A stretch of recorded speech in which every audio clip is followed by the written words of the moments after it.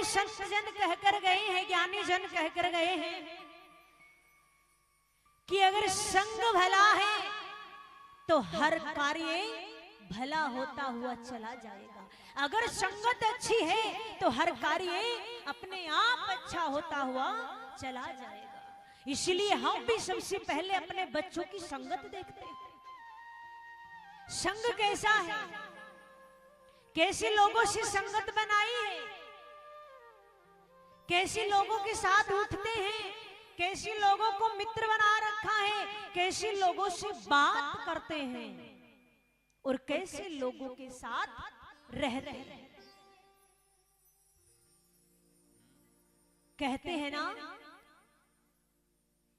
अगर जिसका संग अच्छा है तो उसका व्यवहार भी अच्छा होता हुआ चला जाता है। मान लीजिए आप अच्छे हैं लेकिन आपकी संगत बुरे लोगों से हो चुकी है। कुछ समय के लिए तो आप अपने आप को बचाएंगे, लेकिन धीरे धीरे आप भी उसी संगत में, गलत संगत में आप भी चले जाओगे। लेकिन अगर हाँ, आपकी संगत अच्छी है, आपका व्यवहार मान लीजिए तनिक गलत है, लेकिन आपकी संगत अच्छी है तो आप भी धीरे धीरे कर कर अच्छी संगत में आ जाओगे, आपके अंदर परिवर्तन होने लग जाएगा। तो यहां पर ठाकुर जी की लीलाएं, ठाकुर जी का चरित्र है। अगर इनकी कृपा हो जाए तो महाराज मैं कहती हूं कि आपको आनंद आ सकता है, वरना तो महाराज मेरे पास तो कोई आनंद नहीं है। अगर इनकी कृपा हो जाए तो महाराज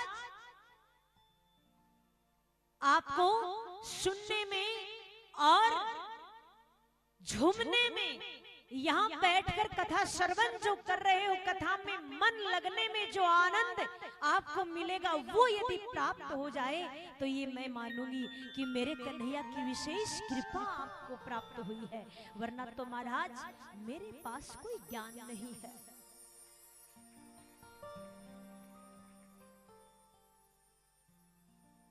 सबसे पहले धन्यवाद करूंगी मैं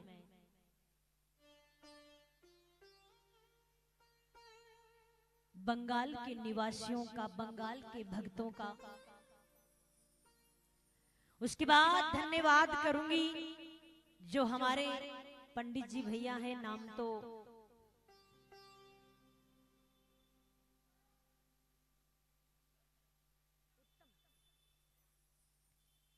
क्या नाम बताया, उत्तम, नाम भी बड़ा उत्तम है।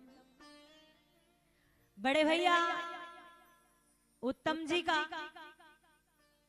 जो कि फेसबुक पर एक छोटा सा ऐड देखा था, क्योंकि मार्च में मैं आपकी बगल में ही आने वाली हूँ। जगह तो फिर मेरे को नहीं पता है, भाई को पता है। ऐड देखकर इनका भाव बन गया कि कथा करवानी चाहिए। वो कथा तो मार्च में होने वाली है और इनका भाव देखिए आप, इनकी लगन देखिए और ठाकुर जी का आशीर्वाद देखिए कि उनसे पहले इन्होंने कथा करवाने का संकल्प ले लिया और आज वो संकल्प पूरा हुआ कि आप और हम सब मिलकर कथा श्रवण कर रहे हैं।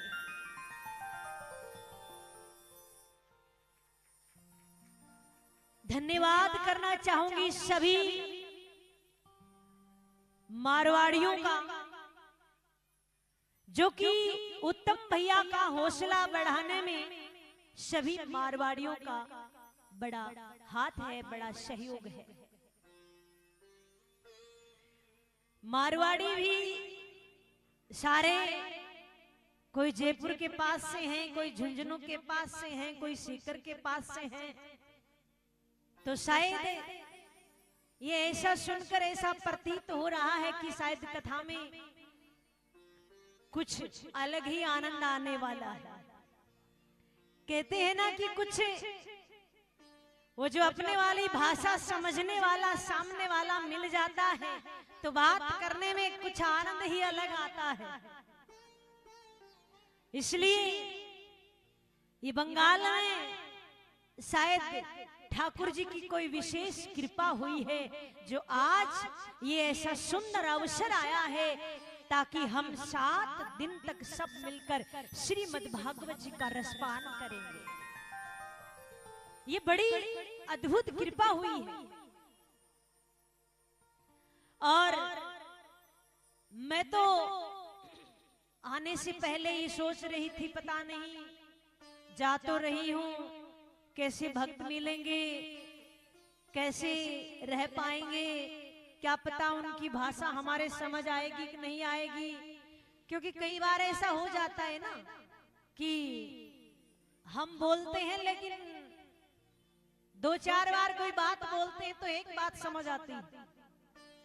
तो काफी सोचते हुए आ रहे थे, लेकिन ठाकुर जी की विशेष कृपा, बंगाल में आप बहुत समय से रह रहे हैं और रहकर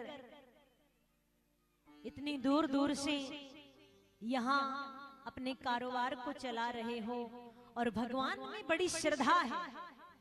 कल भी मैंने देखा 2 जगह में गई थी, खाटू श्याम जी का एकादशी में संकीर्तन करवाया, मुझे भी बुलाया और आपके साथ मुझे भी बड़ा आनंद आया। सब भक्त झूमे। तो ये सब देखकर ऐसा प्रतीत हो रहा है कि जो कहते हैं ना कि भाषा का, बोली का, पहनावे का, खाने का और भक्ति का जो आनंद है वो आप यहाँ पर भी उसको जीवित बनाए रख रहे हो। ये बड़ी सौभाग्य की बात है, बड़ी सुंदर बात है। निवेदन यही कि इस भक्ति को ऐसे ही जीवित रखना, चाहे कुछ भी हो जाए। अगर बात प्राणों तक भी आ जाए तो पीछे मत हटना। इस भक्ति को ऐसे ही तुम सब मिलकर जीवित रखना। बस मेरा तो यही निवेदन है, यही प्रार्थना है आप सबसे। क्योंकि जीवन में सब कुछ पाया जाता है, जीवन में परिवार पाया जाता है। माता पिता तो कहते हैं कि जन्म में एक ही बार मिलते हैं, बाकी जो रिश्ता है वो 7 जन्म का होता है, लेकिन माँ बाप जो है वो जीवन में एक ही बार मिलते हैं। भाई बहन का रिश्ता भी पाया जाता है, पति पत्नी का रिश्ता भी पाया जाता है, मित्र का रिश्ता भी पाया जाता है, लेकिन जल्दी से भगवान का रिश्ता मिलता नहीं है, जुड़ता नहीं है। भगवान से रिश्ता जोड़ने के लिए पता नहीं कितना कितना प्रयास करना पड़ता है। और यहाँ तो बड़े सौभाग्य की बात है कि भगवान की भक्ति में पहले से ही रंगे हुए हैं। कितनी सुंदर बात है। आप इसी कदर, इसी प्रकार इस भक्ति को जीवित रखना।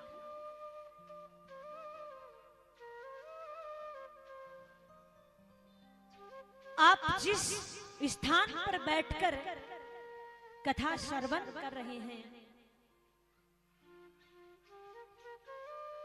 ये स्थान आज से लेकर 7 दिन तक अपने आप में वृंदावन बन चुका है। क्या बन चुका है? थोड़ी बोलना है। रोटी खान आया हो तो थोड़ा जोर से बोलो। वृंदावन बन चुका है। और वृंदावन वासी कैसे रहते हैं? वो तो हरदम मस्ती में रहते हैं, उनको कोई चिंता नहीं होती है। और ये जो आयोजन, ये जो कथा होने जा रही है, इस स्थान का मान लीजिए कौन से जन्म का कोई पुण्य उजागर हुआ है, तब जाकर ये कथा संभव हो पाई है। यहाँ पर जरूर अवश्य कोई संत हुए हैं, कोई महात्मा हुए हैं जिन्होंने जब किया है तब किया है और उसी का फल आज जाकर उजागर हुआ है, ताकि हम सब मिलकर यहाँ पर प्रेम भाव से बैठकर कथा श्रवण कर रहे हैं। ये कोई ऐसी वैसी कथा नहीं। कहीं आप सोच रहे हो कि चलो भाई मन बना लिया और कथा श्रवण कर रहे हैं, नहीं, क्योंकि मन बनाने से कुछ नहीं होता है। मन तो हम बहुत बार बनाते हैं, महाराज मेरा बेटा नौकरी लग जाए मैं कथा करवाऊंगी, है ना, लेकिन ऐसा हो नहीं पाता। नौकरी में लग जाता पर कथा हो नहीं पाती है। क्यों? हम पहले से ही सोचते हैं कथा में पता नहीं कितना पैसा लगता होगा, पता नहीं क्या होता होगा, कितनी कितनी तैयारियां करनी होती होगी। ऐसा सोचते सोचते समय निकल जाता है, कथा नहीं करवा पाते हैं। ये तो ठाकुर जी की कोई विशेष कृपा होती है। ना जेब में पैसा होता है और ना पैसे की टेंशन चिंता होती है, और अपने आप कृपा हो जाती है और अपने आप ऐसा सुंदर सा आयोजन तत्काल हो जाता है। कोई आयोजन नहीं करना पड़ता, कोई पहले से व्यवस्था नहीं करनी पड़ती है इस आयोजन के लिए। वो अभी उत्तम भैया कल मिले, बातें करी बैठकर, तो पता चला कि दीदी अचानक मन बन गया, पैसा तो जेब में नहीं था लेकिन बस मन बन गया, कथा करनी है, और कृपा कहाँ से हो गई मुझे भी पता नहीं चला, और आज मेरी दीदी मेरे सामने आ गई। ये भी मुझे विश्वास नहीं हो रहा था कि ऐसा भी हो जाएगा क्या, क्योंकि सोचने से नहीं होता, ये तो दृढ़ संकल्प कर लीजिए तब हो पाता है।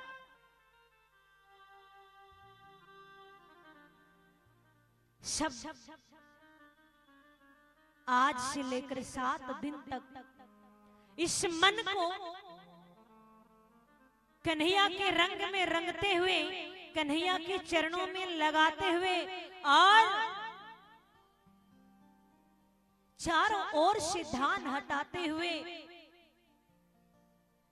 7 दिन कन्हैया के चरणों में ध्यान लगाते हुए बड़े भाव से कथा श्रवण करनी है।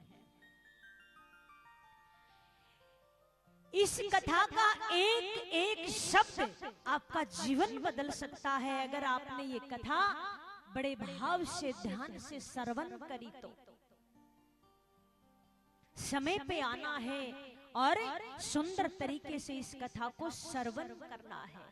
कहते हैं ना कि कथा श्रवण करने से ही पाप धुल जाते हैं, लेकिन धुलते कब है? जब आप भाव से श्रवण करोगे, इसमें मन लगाओगे, तभी संभव है।